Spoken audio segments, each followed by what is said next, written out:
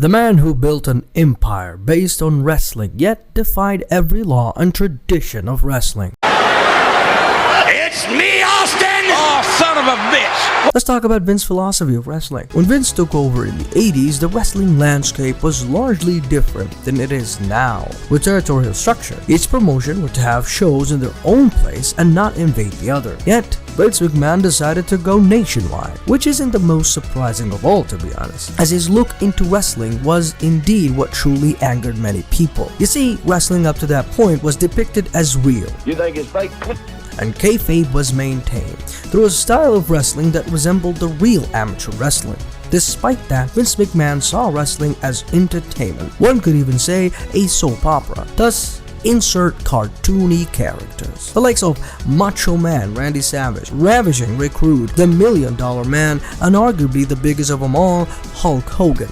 Brother, with finishing moves that were more over the top than believable, like the leg drop and the elbow drop, truly creating a wacky yet entertaining world. And it worked. WWF saw growth on many fronts, reaching a point where they hosted SummerSlam in Wembley in London '92. In the 90s, things carried on as such, with more funky stuff but new faces. It even was called the New Generation. However, business in the early 90s wasn't going so well. Thus, Vince McMahon had to change things up, which in only Vince McMahon fashion was extreme.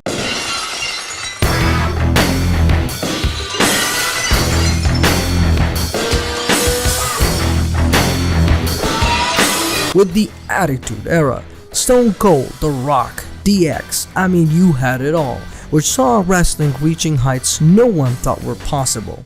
After that, it was the Ruthless Aggression Era, which carried with the same philosophy of caring more about what happens before the wrestling rather than the wrestling itself.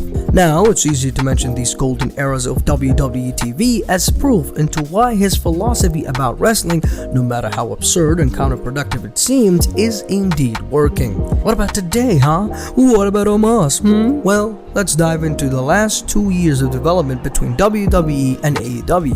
AEW being the promotion that cares far too much about wrestling than what happens before it, as I mentioned in my video about them. In 2021, both companies were in similar veins, to be honest. Ironically, both had to create new stars to carry the torch. AEW, of course, to them being a newborn company, but WWE also due to the aging stars that they had, which at that time both had an amazing abundance of promising stars. The likes of Rhea Ripley, Bianca Belair, Dominic Mysterio, the whole bloodline to carry the main event scene. And on the AEW front, they had Darby, DMD Britt Baker, Jade Cargill, MJF, Statlander, and Orange Cassidy. And now, let's take a look at where these guys stand. In the WWE side, Rhea is a star, being mommy and the world champion, involved in a big faction premiering every week on Prime TV. Bianca is literally now the John Cena of the female division, and might be prompted to a major heel push. Dom, well, he's dirty, and he has the biggest heel hate in the business. The Bloodline created stars out of everyone that was involved with them,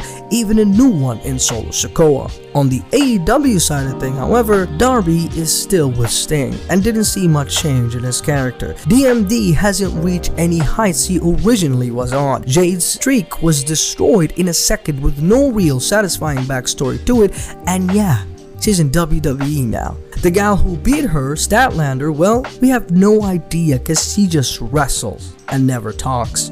Orange, which only had one shining moment, which was his title reign as the international champion, is now unfortunately over. MJF is arguably the only exception to all these, which can only tell us that it's mainly him, not the promotion, that got him to this place. Which brings us back to Vince McMahon. As you see, even without him present, Triple H himself said that he follows into a lot of his footsteps, which is clear as the product is still promo heavy as opposed to wrestling. To sum it up, when we remember wrestling, we remember the "if you smell" or "what," or even Mr. Socko, not the suplex, the belly to belly, or the flippy floppo.